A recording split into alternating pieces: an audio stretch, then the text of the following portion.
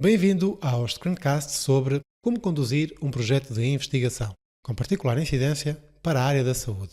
Neste vídeo vamos ver mais um exemplo de execução do teste de homogeneidade de variâncias de Levene, utilizando o SPSS.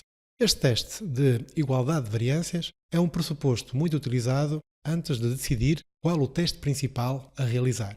Por exemplo, imaginemos que se queria ver se o peso era semelhante em dois grupos de sujeitos, neste caso de grávidas. As primíparas, que estavam na primeira gravidez, versus as multíparas, que já tinham tido outros filhos.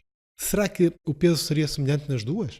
Para decidir o teste mais adequado a isso, que seria ou o teste T para duas amostras independentes ou o teste de Mann-Whitney, temos que realizar determinados pressupostos. E um dos pressupostos é que a variação desses pesos seja semelhante nos dois grupos. Se for, pode-se usar um tipo de teste. Se não for, já se tem que usar outro tipo de teste que leve isso em conta, que a variação é diferente de um grupo para o outro.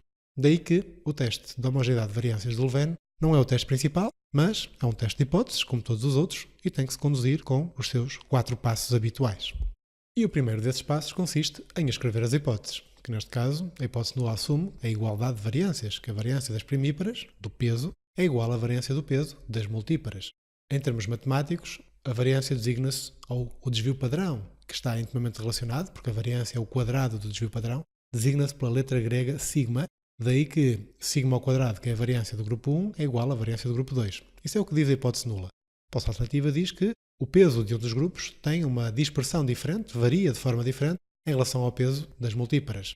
Com isto estaria feito o primeiro passo, pelo que podemos avançar para o segundo, que é realizar o teste adequado, neste caso o teste de Levene, que está disponível neste caminho, Analyze, Descriptive Statistics Explore, e depois temos que escolher a variável numérica, que é o peso, para colocar num campo, e a variável que forma os grupos, a grávida ser primípara, para colocar noutro campo.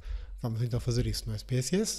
Variável da linha 10, que mede a paridade, se a grávida é primípara ou não, dois grupos. E a variável da linha 12, o peso antes de engravidar, que é uma variável numérica, e que se vai ver se estes valores que aqui estão têm dispersões semelhantes, nas que sim e nas que não são primíparas. Então, no menu Analyze, Estatísticas Descritivas, Explorar, vamos com o botão direito pedir para serem apresentados os nomes das variáveis, que é mais fácil de identificar, e então a variável do peso antes vai para a caixa das dependentes e a variável primípara vai para os fatores. De seguida, temos que ir ao botão dos gráficos, Plots, e desligar o gráfico de extremos e quartis, desligar o gráfico de tronco e folha e ligar o gráfico e o teste de Levene. Botão dos gráficos, Plots, desligar os extremos e quartis, tronco e folha e ligar aqui na secção dos testes de Levene o não transformado. Continuar e OK para que seja apresentado o teste que surge numa nova janela de output. Além das estatísticas, surgem aqui os testes de homogeneidade de variâncias e um gráfico que não vamos interpretar. E este resultado está aqui também projetado no acetato. E o terceiro passo consiste em verificar o valor de prova do teste de Levene, que no SPSS se chama SIG, compará-lo com o critério de rejeição, que normalmente são 5%, e decidir rejeitar ou não a hipótese nula. Neste caso, o valor de prova são os 0,012, isto se for baseado na média, que é o que normalmente fazemos. Poderíamos basear na mediana, caso o peso não seguisse a distribuição normal, mas o teste de Levene é robusto, aceita bem desvios da normalidade. Por isso, podemos olhar sempre para o valor de P do teste baseado na média. E então, passando a vírgula uma casa para a direita, isto corresponde a 1,2%.